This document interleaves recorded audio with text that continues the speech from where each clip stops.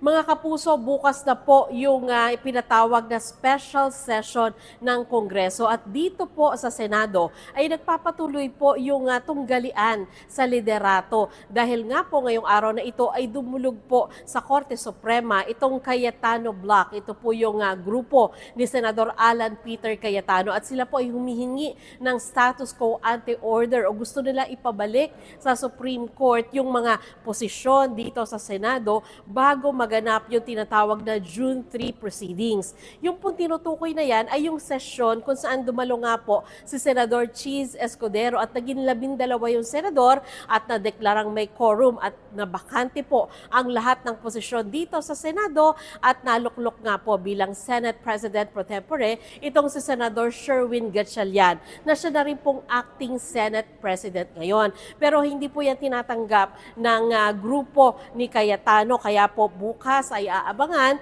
kung ano po ang mangyayari sa special session dito sa Senado. Ako po si Sandra Aguinaldo, GMA News.